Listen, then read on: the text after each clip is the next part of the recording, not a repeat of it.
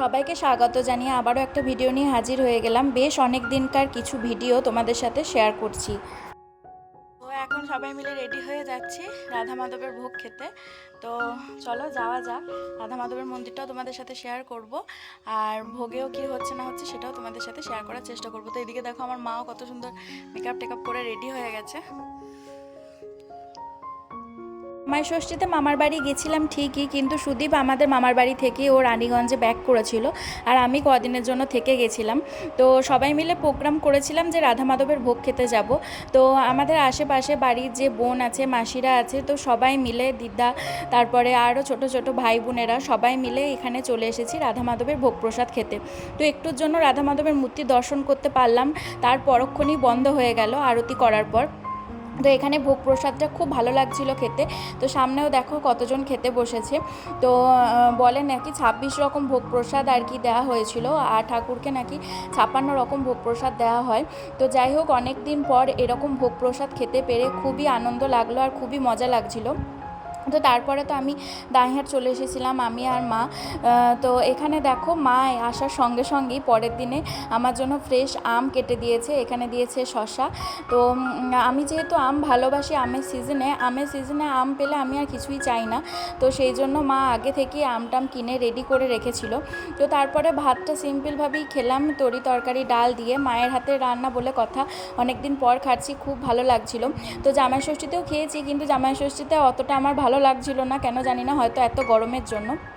তারপরে এখানে দেখো ছানার পায়েস মা ছিলাম। তারপরে দেখো বাড়ির বাগানে কাঁঠাল গাছে কাঁঠাল হয়েছে। তো কাকু এখানে কাঁঠাল গাছ থেকে কাঁঠাল পেড়ে নিচ্ছে।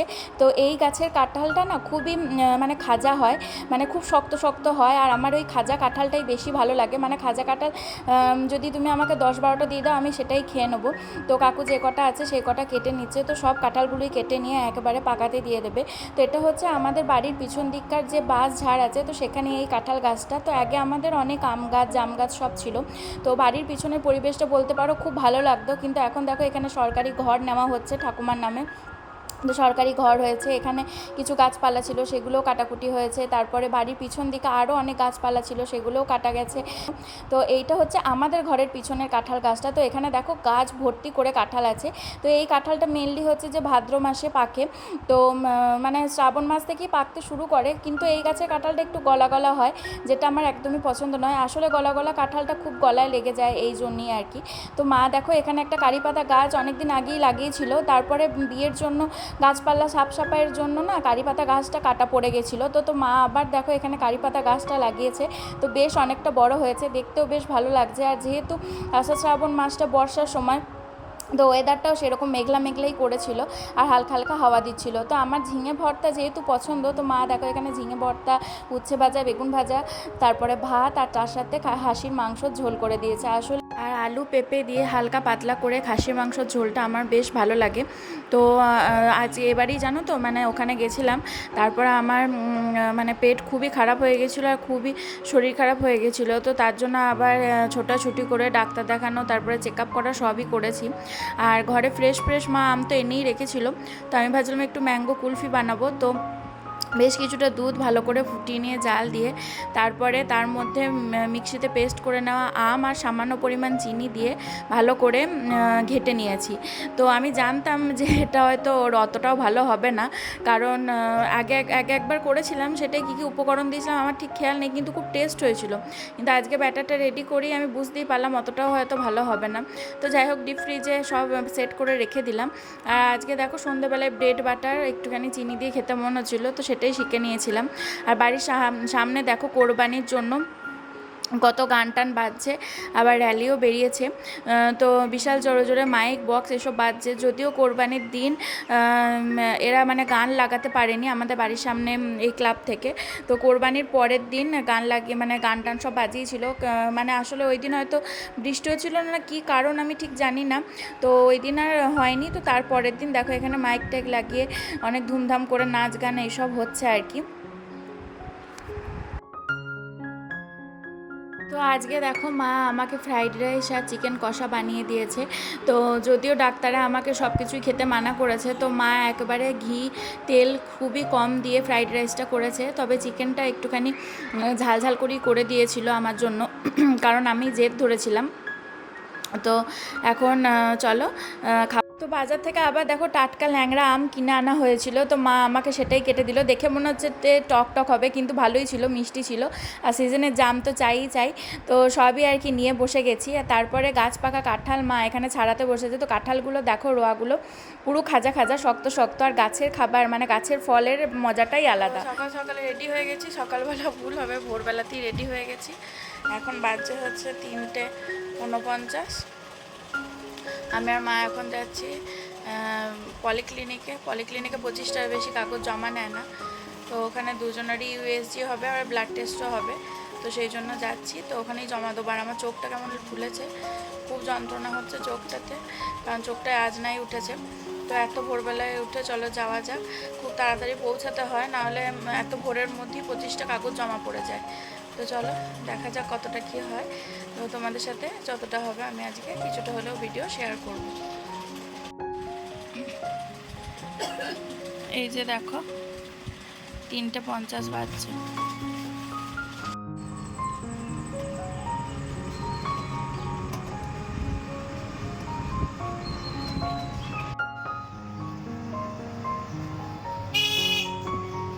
তো ভোরবেলা থেকে গিয়ে 5টা থেকে কাগজ জমা নেবে, 7টার সময় ডাক্তার আসবে, তারপরে আর কি পরীক্ষা নিরীক্ষা শুরু হবে।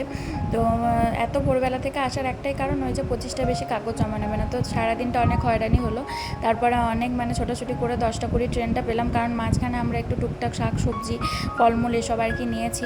তো মাকে বলছিলাম একটুখানি ঘুগনি কিনে দিতে, তো একটা করে ঘুগনি আমিই নিয়েছিলাম, মা আর খেলো না।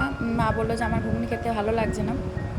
তো যাই হোক, আমার ম্যাঙ্গো কুলপি রেডি হয়ে গেছে। তো ঘরে সেজমাকে বুবুকে কাকুকে দিয়ে এলাম, ঠাকুমাকে দিয়ে এলাম। আর আজকে দেখো আমার ফেভারিট থালিটা মা রেডি করে দিয়েছে, পোস্তর বড়া, আলু ভাজা, ডাল, পটল ভাজা, শসা আর ভাত। তো ষষ্ঠীর পর থেকে তো আমি এখনও রানীগঞ্জ যাইনি, আমি এখন এখানেই রয়েছি, মানে বাড়িতেই রয়েছি গায়েহাটে। তো আমার শরীরটা খুব একটা ভালো নেই, মায়েরও শরীরটা খুব একটা ভালো নেই। তো আমি একটা রেসিপি দেখেছি যে 0 অয়েল চিকেন রান্না। যেহেতু আমার তেল ঝাল মশলা খাওয়া একেবারেই মানা, তো খুব সামান্য পরিমাণ মশলা আর তেল না দিয়ে কীভাবে চিকেনটা রান্না করতে হয় চলো আজকে তোমাদের সাথে সেটা শেয়ার করব। তো এই প্রথমবার আমিও জিনিসটা ট্রাই করছি, যদি ভালো হয় তোমাদের সাথে অবশ্যই শেয়ার করব, আর যদি খারাপ হয় সেটাও অবশ্যই তোমাদেরকে বলবো, মানে খেতে যদি ভালো না লাগে। তো চলো, এখানে আমি একটা জামবাটি নিয়ে নিয়েছি, আর এখানে মা আমাকে সব কেটে আর বেটে রেডি করে দিয়েছে। তো কী কী নিয়েছে এখানে চলো একবার তোমাদের সাথে শেয়ার করে দিই। তো এখানে প্রথমেই নিয়েছি হচ্ছে যে রসুন বাটা। তো এতটা রসুন বাটা লাগবে না, একটুখানিই দেবো, কারণ বাকিটা আবার মা আরও অন্য তরকারিতে ব্যবহার করতে পারবে। এখানে রয়েছে হচ্ছে যে আদা আর কাঁচা লঙ্কা বাটা। তো এখানে আমি 4টে কাঁচা লঙ্কা মাকে দিতে বলেছি যাতে একটু ঝাল হয়। তো শুকনো লঙ্কার গুঁড়ো বা শুকনো লঙ্কা কোনোভাবেই তো ব্যবহার করবো না, সেই জন্য মা কাঁচা লঙ্কাই বেটে দিল। এখানে দিয়েছি হচ্ছে যে টমেটো কুচি, মা কুচি করে দিয়েছে, আর এখানে হচ্ছে পেঁয়াজ কুচি। তো এখানে পেঁয়াজে দেখো খোসাগুলো একটু একটু লেগে রয়েছে, তো আমি মাখানোর সময় তখন ছাড়িয়ে নেবো হাত দিয়ে। আর এখানে চিকেনটা রয়েছে, তো চিকেনটা মা ভালো করে পরিষ্কার করে ধুয়ে নিয়েছে। আর এখানে রয়েছে টক দই। আর এখানে আমার মা বসে আছে আমাকে হাতে হাতে জিনিসগুলো এগিয়ে দেবে বলে। তো হাতটা দেখো, এই যে চিকেনের নেতা করেছে বলে এইভাবে বসে আছে, হাতটা ধুয়ে তারপর আমাকে আবার টক দই এসব দেবে, কারণ টক দইটা চিকেনের আর ঠেকাঠেকি করা হবে না। তো চলো, এখানে জামবাটিটা নিয়ে নিয়েছি, এবার এক এক করে সব ভালো করে মিক্সড করে নিই। প্রথমে দেখো রসুন বাটাটা দিয়ে দিলাম, সামান্য পরিমাণ রসুন বাটা দিলাম। এখানে আদা আর কাঁচা লঙ্কাটা বলেছিলাম না বেটে রাখা আছে, তো ওটা দিলাম। এটা একটুখানি বেশি দিচ্ছি কারণ লঙ্কাটাও বাটা রয়েছে। এর সাথে দেখো পেঁয়াজটা কুচি করা আছে, পেঁয়াজটা দিয়ে দেবো।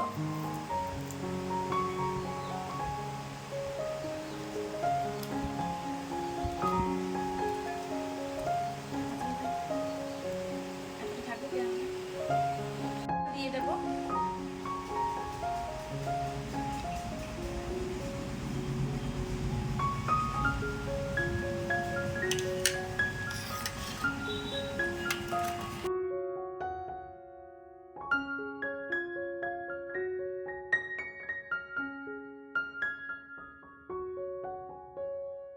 মশলা,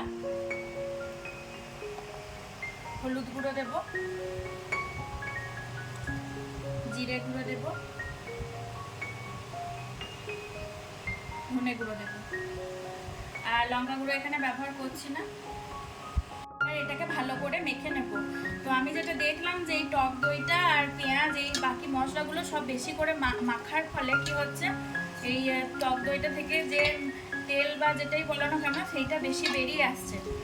যখন চিকেনটা কষাবো তো তখন টক দইটা থেকেও যে তেলটা বেরোবে, তো সেটাতেও চিকেনটা অনেকটা রান্না হবে। যেহেতু তেল ছাড়া চিকেনটা করবো,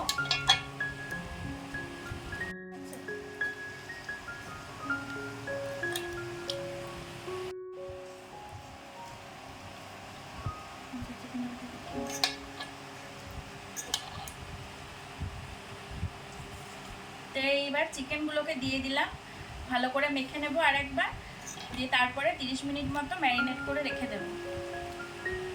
তো আজকের ওয়েদারটা দেখো কত সুন্দর, মেঘলা করেছে আর সাথে হাওয়াও দিচ্ছে, আর সাথে দেখো ঝিরিঝিরি করে বৃষ্টিও পড়ছে। তো এই ওয়েদারটা বেশ ভালো লাগছে। মানে যখন আমরা সবাই বাড়িতে থাকবো তখন বৃষ্টি পড়লে আমার বেশি ভালো লাগে, যে সবাই একসাথে থাকতে পারবো, এই আর কি।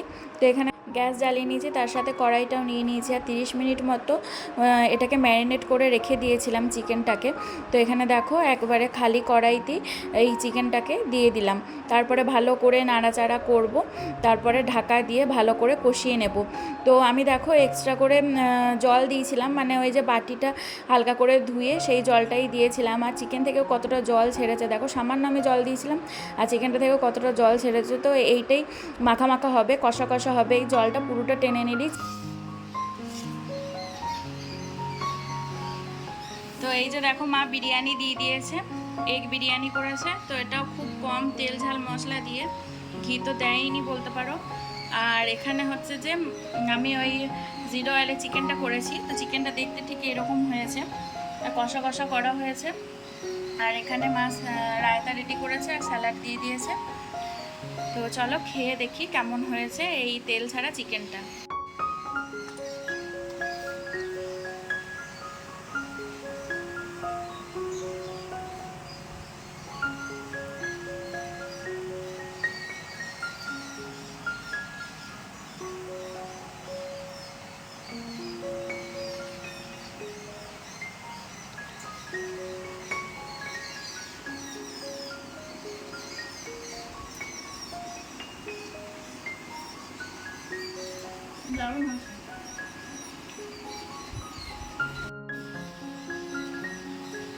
এবার মা খেয়ে বলবে আর চিকেনটা কেমন হয়েছে।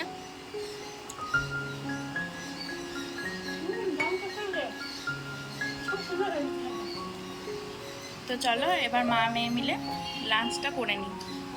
সকালবেলায় মা গেছিল বাজার, তো বাজার থেকে কত কিছু কিনে এনেছে দেখো, আমাকে ওখানে পাঠিয়ে দেবে বলে। এখানে নতুন নতুন বড় বড় দুটো টিফিন কৌটো এনেছে, এই একটা বড় টিফিন কৌটো, এটা একটা মাঝারি টিফিন কৌটো নতুন। এখানে তাল শাঁস এনেছে, আমন্ড বাদাম এনেছে। তো চলো এই পুডলিটা খুলি, তারপরে তোমাদের সাথে শেয়ার করি এর মধ্যে কি কি আছে। আম খেতে ভালোবাসি বলে শেষ সময় মা আবার কটা আম এনেছে। তো না আনলেও হতো, কিন্তু দেখো নিয়ে এসেছে। আবার মাকে এটা ঠকিয়ে দিয়েছে, এখানটা একটু পচা পাড়া, মা অতটা খেয়াল করেনি। আর কুমড়োটা এনেছে মা বাড়ির জন্য। তো চলো ওই পুডলিটার মধ্যে কি কি আছে একবার তোমাদের সাথে শেয়ার করব। মা এখন এই পুডলিটা খুলছে।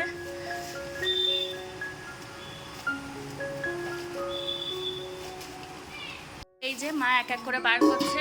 নতুন স্টিলের টিফিন কৌটো, একটা বড় সাইজের, একটা মাঝারি সাইজের। এই যে তাল শাঁস এনেছে ভালোবাসি বলে, আমন্ড এনেছে, আর এখানে এনেছে খেজুর। আর দেখো মা আমার জন্য কাঁঠালি কলাও এনেছে, যেটা নাকি পেটের জন্য খুব ভালো। তো মা বাজার ঘুরে কাঁঠালি কলা জোগাড় করেছে, চট করে কাঁঠালি কলাটা তো পাওয়া যায় না। আর আমি এদিকে তাল শাঁস ছাড়াচ্ছি, আর মা আমাকে নাড়ু বানিয়ে দেবে বলে ফ্রেশ গুড় কিনে এনেছে আর নারকেলটাও কুড়ে নিয়েছে। তো দেখো এক টিফিন কৌটো নাড়ু একদম রেডি। তো এই প্লেটটাতে মা নাড়ুগুলোকে সাজিয়েছিল, দুটো প্লেট মিলে, বেশ ভালো লাগছিল। তো আমি ভিডিও করার আগে মা টিফিন কৌটোতে ভরে ফেলেছে, মা বুঝতে পারেনি। তো যাই হোক, পরের দিনকে আমি মাকে বলছিলাম যে আজকে রাতে ভাত করে রাখবে, পরের দিন ভিজে ভাত খাবো। তো এখানে দেখো ভিজে ভাত নিয়ে নিয়েছি, তার সাথে কাঁচা লঙ্কা, কাঁচা পেঁয়াজ, সামান্য একটুখানি তেল নিয়েছি। মা এখানে 2 রকমের মাছ কিনে এনেছিল, তো এখানে আলু মেখে দিয়েছে, কাঁচা লঙ্কা কাঁচা পেঁয়াজ দিয়ে একটুখানি পেঁয়াজি ভেজেছে।